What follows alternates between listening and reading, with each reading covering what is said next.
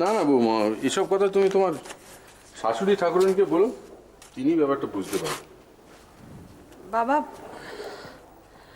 আমি যদি মাকে গিয়ে কিছু বলি তাহলে তো মা আরো শুনবেন না। আপনি তো সব কিছু বোঝেনি বাবা। হ্যাঁ, তোমার কথাটা আমি বুঝতে পারছি। আমি যে ব্যাপারটা নিয়ে ভাবি না তা নয়, কিন্তু ব্যাপারটা কি জানো তো, আত্মীয় তো, তাই বলতে একটু সংকোচ হয় আর কি। ঠিক আছে, আমি ওর সঙ্গে কথা বলে দেখব। কিন্তু বাবা, আমি বলছিলাম যে মানে আমাদের জিজ্ঞেস করাতে তো কোনো অসুবিধে নেই। মানে অ্যাটলিস্ট আমাদের মানে জেনে রাখা ভালো যে উনি কি ধরনের ব্যবসা করেন, ওনার অফিস আছে কি না, কোনো ঠিকানা আছে কি না, সেগুলো জেনে রাখলে পরবর্তীকালে কোনো রকম অসুবিধে হলে মানে সাবধানে থাকা যেতে পারে। দেখো, আমরা কেন জিজ্ঞেস করব? ওর তো নিজে থেকেই বলা উচিত ছিল। ঠিক আছে, আমি ওকে ডেকে জিজ্ঞেস করবো। আসলে বাবা, আজকাল ভীষণ ভয় করে জানেন তো।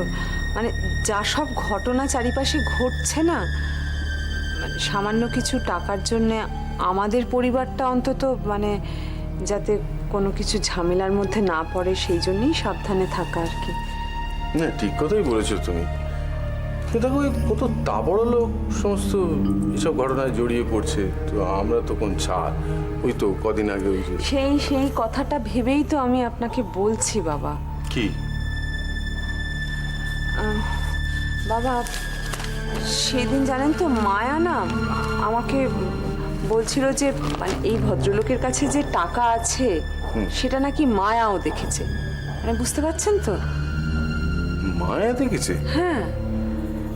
তো দেখো তো মায়াকে, আমি কথা বলে দেখি একবার।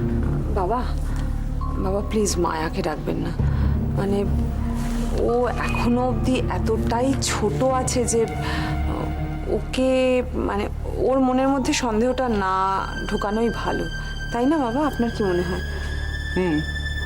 ঠিকই বলেছো, ওকে এই সময় এই বয়সে ডাকা এসব কিছু ঠিক না। আচ্ছা তুমি, হ্যাঁ দেখো তো আমার ওই সিগারেটটা কোথায় ফেললাম, পাচ্ছি। আবার সিগারেট? হ্যাঁ, একটু দেখো প্লিজ। দিচ্ছি, কিন্তু বাবা আপনাকে কিন্তু ডাক্তার অনেকবার বারণ করেছে। আপনি বলেছিলেন না সিগারেট কমাবেন, কোথায়? এই তার নমুনা। ঠিকই বলেছো, কিন্তু কি কি করবো বলো, এই বয়সে না এত টেনশন না আমার ভালো লাগে না, আমি কন্ট্রোলই করতে পারি না। বাবা শুধু শুধু টেনশন করবেন না। দেখুন, যদি কিছু ঘটে আমাদের তো কিছু করার উপায় নেই। মানে যদি সত্যিই কিছু ঘটে তখন যেটা ঘটবে সেই অনুযায়ী কাজটা করতে হবে। কি করা যাবে বলুন? ঠিকই বলেছো। তা হ্যাঁ গো, তোমার শাশুড়ি কোথায় গেলেন? হ্যাঁ মা, হ্যাঁ, মা তো রান্নাঘরে মুড়ির ঘন্ট বানাচ্ছে। রান্না করে 20 ঘন্টা? ওই ভদ্রলোক মার কাছে আবদার করে বলেছিল আজকে মুড়ির ঘন্ট খাবো, তাই মা এই সমস্ত ব্যবস্থা করছে। তো বাজার কে করলো? কই আমাকে তো কিছু বললো না। বাজার উনি সকালে নিজেই করেছেন। এতটাই বেশি বাজার করেছে যে আমার মানে ভয় লাগছে যে খাবার না নষ্ট হয়। মানে আমাদের বাড়িতে এত খাবার খাবে কি? না না, এটা তো ঠিক না। এত টাকা পয়সা খরচা করছে বাজারের জন্য, তারপর পেইং গেস্ট হিসেবে এত টাকা দিচ্ছে। না না, মোটেই এগুলো ঠিক না। তুমি ওকে ডাকো তো, আমি ওর সঙ্গে কথা বলে দেখি। ইমিডিয়েটলি ডাকো। আমি ডাকবো? হ্যাঁ ডাকো।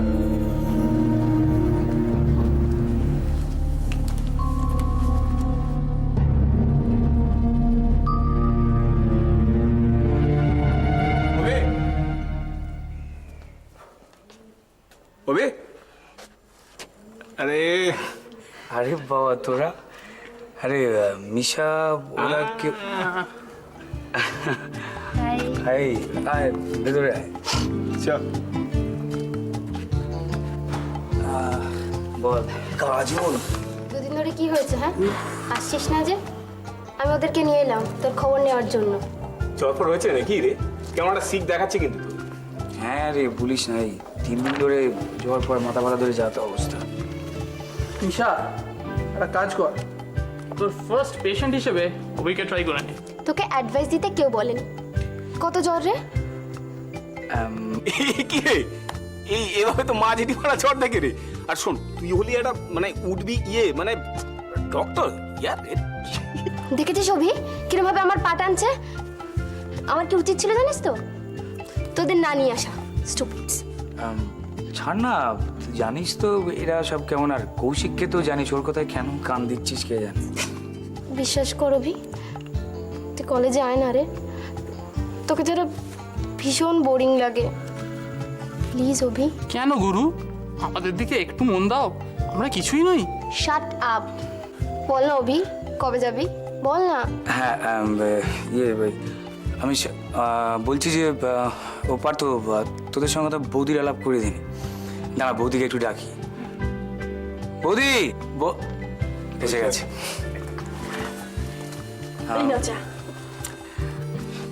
আচ্ছা, এটা হচ্ছে আমার একমাত্র বৌদি। আর বৌদি এরা হচ্ছে আমার, বুঝতেই পারছো সব। এটা হচ্ছে পার্থ, আর এটা হচ্ছে দ্য গ্রেট কৌশিক। হ্যাঁ, নাম বলার দরকার নেই, বৌদি ভালো করেই জানে তোমার সম্বন্ধে। আর এ হচ্ছে মিশা। তোমরা এসেছো, খুব ভালো হয়েছে। ওর তো দুদিন ধরে জ্বর হয়েছে, বেচারা বাড়িতে বসে খুব বোর হচ্ছিল। তুমি একটু বসো না এখানে। হ্যাঁ, না না না না, আরে না না না না ঠিক আছে, আপনি তাহলে এখানটায় বসুন। না গো, আমি বসবোই না, আমার অনেক কাজ পড়ে আছে। আমি কাজগুলো সারি, তোমাদের যদি আর কিছু খেতে ইচ্ছে করে, আবার চা খেতে ইচ্ছে করে, আমি বলে হ্যাঁ গো বৌদি, তুমি কাজ করো। সবাই কি আর ওদের মতো ফ্রি বার্ড নাকি, যখন তখন সবসময় আড্ডা মারছে, নাহলে চ্যাটিং করছে? না গো বৌদি, তুমি কাজ করো। তোমরা গল্প করো কেমন?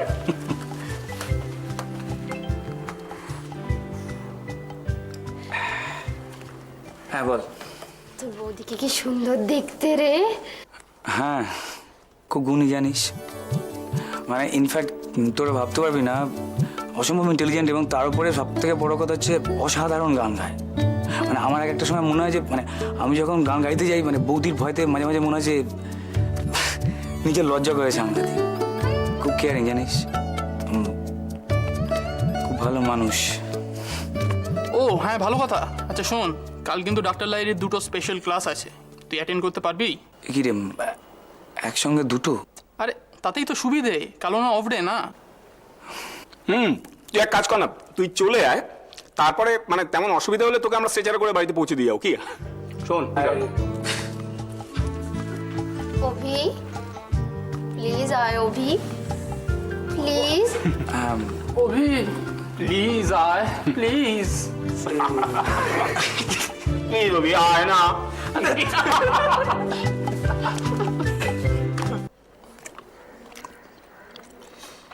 না, এবারে দেখছি কাল থেকে অন্য কোথাও খাওয়ার ব্যবস্থা করতে হবে। কেন, কি হয়েছে? না, এইভাবে এই সমস্ত খাওয়া দাওয়া খেতে শুরু করলে পরে তো আর অন্য কোনো খাবার মুখে রুচবে না। আমাকে তো পরের কথাও ভাবতে হবে। ভাই বলো, আমি তো ভয় পেয়ে গিয়েছিলাম, ভাবলাম তোমার খেতে বোধহয় খুব কষ্ট হচ্ছে। কষ্ট? সত্যি বলছি কাকিমা, এক বর্ণ বাড়িয়ে বলছি না। রান্না যে এত সুস্বাদু আর এত চমৎকার হয়, এই খাবার না খেলে না বুঝতেও পারতাম না। ওহ সত্যি। আর এটা কি জানো তো কাকিমা, তোমার জন্য, সরি আমি তুমি বলে ফেললাম। একদম না, ঠিক বলেছো, আমি খুব খুশি হব তুমি বললে। যাক বাবা, বাঁচালে কাকিমা এই নিজের লোকেদের আপনি বলা। যা বলেছো। এইবার দেখছি তোমার জন্য শত কাজ থাকলেও কলকাতার বাইরে আর থাকা যাবে না। সীম, তুমি এত বেশি প্রশংসা করো না। তাও তো এই বাড়ির সাধারণ খাওয়া, পোলাও কালিয়া তো নয়। কাকিমা, তুমি এই যে মুড়ি ঘন্টটি করেছো না, এর কাছে পোলাও কালিয়া বাচ্চা। সত্যি, কি যে বলো না তুমি। আসলে তুমি তো কাজে কর্মে ব্যস্ত থাকো, বাড়ির ভাত তো খাওয়াই হয় না, তাই তোমার এরকম মনে হচ্ছে। তা হতে পারে। না না, তুমি যখন বলছো তখন তাই।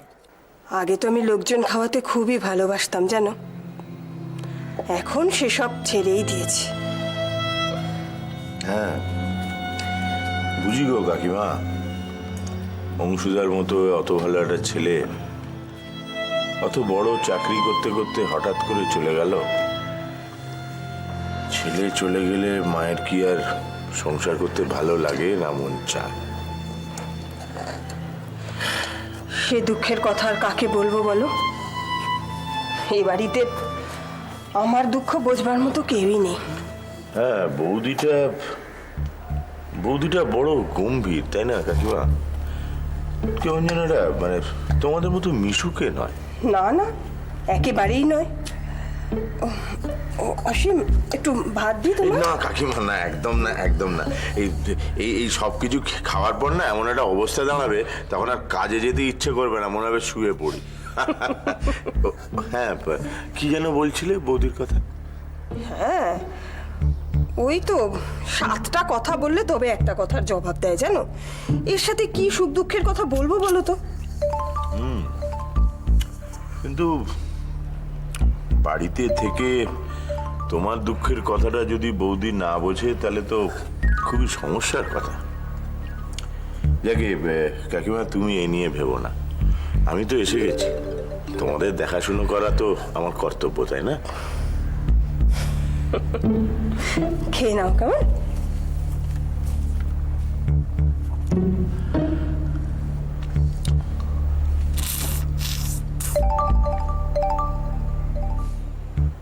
আফগানিস্তানের রাজধানী কাবুলে পরপর দুটি আত্মঘাতী হামলার কমপক্ষে 17 জনের মৃত্যু হয়েছে। প্রথম গাড়ি বোমা বিস্ফোরণটি ঘটে কাবুলে একটি মার্কিন নিরাপত্তা সংস্থার দপ্তরের সামনে। তালিবানদের ঘটানো এই বিস্ফোরণে কমপক্ষে 7 জনের মৃত্যু হয়েছে। আহত বহু, নিহতদের মধ্যে অন্তত 2 জন বিদেশি। অন্যদিকে দক্ষিণ আফগানিস্তানের পাকতিয়ায় একটি স্কুলে বোমা বিস্ফোরণে 10 জনের মৃত্যু হয়েছে। নিহতদের অধিকাংশই স্কুল ছাত্র। চলে গেলেন রাজ্যের। এই টিভিটা বন্ধ করলো কে? আরে চলে এলাম। তা বেশ করেছেন। তো হঠাৎ আমাদের কথা মনে পড়লো? হ্যাঁ, 7-5 ভাবতে ভাবতে মনে পড়ে গেল, হঠাৎ চলে এলাম। খুব খুব ভালো করেছেন। এর মধ্যে আপনি বোধহয় একদিন নীনাকে ফোন করেছিলেন, না? হ্যাঁ, আসলে আমি যেখানে আছি সেখানে ফোন আসতে এখনো বেশ দেরি আছে। ও, তা আছেন কোথায়? দেশে দেশে মোর ঘর আছে, আমি সেই ঘর মরি খুঁজিয়া। জবাবটা দারুণ হয়েছে না? তার মানে আপনি আমাকে বলতে চাইছেন না কোথায় আছেন? বেশ, বলবেন না, আপনার মেয়েকে তো বলবেন। যে কথাটা আপনাকে বলতে পারছি না সেটা আমি তাকে কি করে বলবো? তাহলে তো বিশ্বাসের সাথে বেইমানি হয়ে যাবে, ব্রিচ অফ ট্রাস্ট। সত্যি প্রভাত বাবু, আপনার সঙ্গে না কথায় পারা যাবে না। আমি কোথায় আছি সেটা নাইবা জানলেন বেয়া, সেটা এখন উজ্জ্ব থাক না। না, জানতে পারলে আসলে কি জানেন, আপনি সেখানে একা একা থাকেন তো, মানে একটু যোগাযোগ থাকলে বাড়ির আর সবাই একটু নিশ্চিন্ত হতো আর কি। ফার্স্ট ক্লাস আছি, ফার্স্ট ক্লাস। ভাবনা চিন্তার কোনো অবকাশ নেই, সত্যি বলছি। খুব ভালো, ভালো থাকলে সত্যি ভালো। তবে প্রভাতবাবু, একটা কথা কিন্তু না বলে আমি পারছি না। বলুন, আপনার কথা শুনতেই তো আশা। আচ্ছা, এই যে আপনি হঠাৎ এ বাড়ি ছেড়ে চলে গেলেন, সেটা আমাদের উপর রাগ করে নয় তো?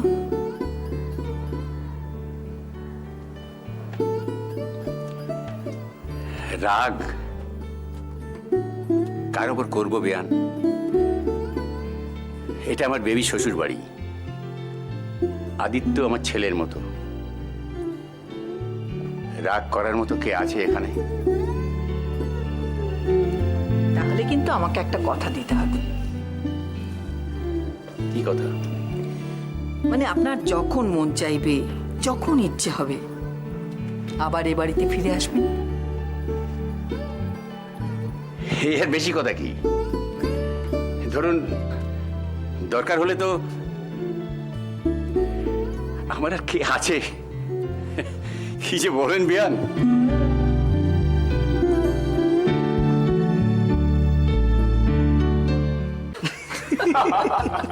না না না না না, 1 মিনিট। তারপর কি হলো? তারপর কন্ডাক্টর, হ্যাঁ, মেয়েটা কি বলছে হঠাৎ বাসে আস্তে আস্তে ও কন্ডাক্টরকে জেকে জিজ্ঞেস করলো যে দাদা এবারে বাঁ দিকে এই ডান দিকে। না না না, আচ্ছা এক মিনিট নিশা, তুই এটা নিয়ে কতবার বাসে চললি বল? এটা আমি ডিক্লেয়ার বল। বেশি না 2599 অনলি। তোকে না আমি মেরে না শেষ করে দেবো। আচ্ছা শোন, এই আমি বিদ্যে ছুঁয়ে বলছি, সত্যি কথা বলছি, ও জীবনে মাত্র দুবার বাসে চড়েছে, তাও তোমার বাড়িতে আসা। না না, সেটা না হলো দুবার, কিন্তু 2599 কেসটা কি? এটা আরে আরে তাড়াতাড়ি। আমি বলছি, আচ্ছা, আমি বলছি আচ্ছা বল না। আপনাকে আর কষ্ট করতে হবে না। শুনুন, উনি আস্তে আস্তে ডিক্লেয়ার করলেন যে মাত্র 2599 টাকা দিলে একটি অসাধারণ মারুতি গাড়ি পাওয়া যাচ্ছে, আর তাহলে বাস থেকে মুক্তি। তা ভুলটা আমি কি বলেছি আমাকে বলবি? সত্যি, চুপ, ভুলটা সবাই কি চুপ, বলেছিস? আমি বলবো ভুলটা আমি কি বলেছি বলবি? না, তোরা কি মূর্খ? চুপ, তোরা কি মূর্খ? টিভি দেখিস না? টিভিতে নতুন মারুতি অফারটা দেখিস হ্যাঁ, দেখিস না তোরা? সবাই মিলে আমার ভালো লাগে না। না না না না, তুই কোথাও ভুল বলিসনি, তুমি একেবারে ভুল বলিসনি, তুই একদম ঠিক। সত্যি তো টিভিতে বিজ্ঞাপনটা এসছে। মাসে মাত্র 2599 টাকা দিলে, অর্থাৎ দিনে মাত্র 86 টাকার বিনিময়ে আপনি পেতে পারেন একটি সুন্দর সাজানো গোছানো মারুতি। আর কোনো বাস ট্রাম ঝামেলা নেই, সমস্ত কিছু থেকে আপনার মুক্তি, মেট্রো থেকে মুক্তি। ভুলটা আমি কি বলেছি? ও মাই গড, ভুলটা আমি কি বলেছি? ভুলটা কি আমার বলেছিস? ভালো লাগে না, ঠিক না, আমাকে একটা ছাড়ো। ওর কেন ভালো লাগবে? না না না না, ভুল হলে না, ভুল কোথায় বলবো বল? ও কোথাও ভুল বা অন্যায় কিচ্ছু বলি। তাহলে প্রবলেমটা আসল কথাটা হলো যে অভি পাস করবে, প্র্যাকটিস করবে, তারপরে রোজগার করবে, ততদিন পর্যন্ত এই অফারটা থাকবে তো?